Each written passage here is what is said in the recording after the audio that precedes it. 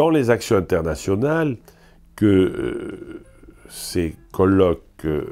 ont permis de faire, il y a une expérience qui me tient à cœur particulièrement. Le directeur général d'une organisation gouvernementale qui s'appelait le GIP Esther, Ensemble pour une solidarité thérapeutique hospitalière en réseau.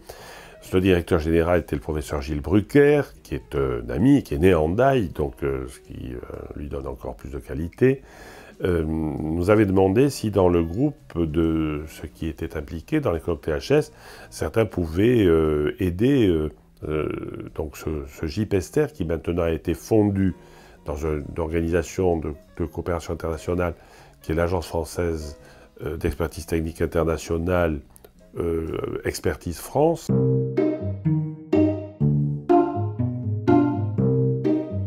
Personnellement, j'ai pu participer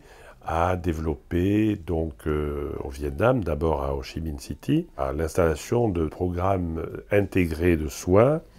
à la fois avec le développement de traitements de substitution, méthadone, Suboxone, qui est de la buprenorphine, associés, et c'est tout à fait important, à des traitements psychocomportementaux qu'on appelle les counseling aux États-Unis, et qui est donc une approche d'ordre, je dirais, psychothérapique, si on peut dire, et sociothérapique, associée au traitement pharmacologique. On a pu voir combien cette approche psychocomportementale améliorait les résultats de la pharmacologie. On a pu aussi donc intégrer les traitements du VIH, qui sont encore tout à fait importants au Vietnam par exemple, comme dans notre pays, et des traitements de l'hépatite B.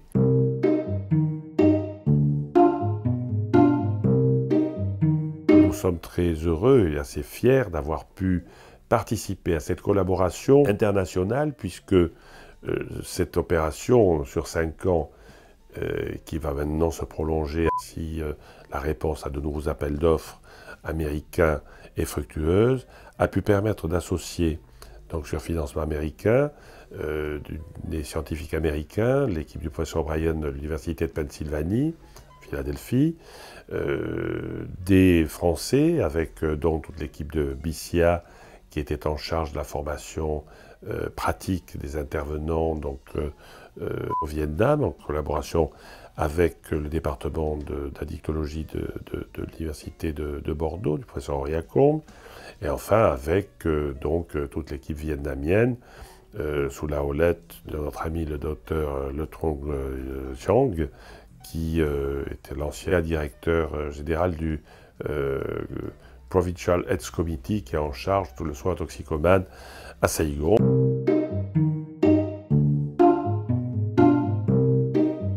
Nos résultats, qui ont été assez largement publiés, qui continuent de l'être, sont très encourageants et ont permis peut-être de convaincre le gouvernement vietnamien d'orienter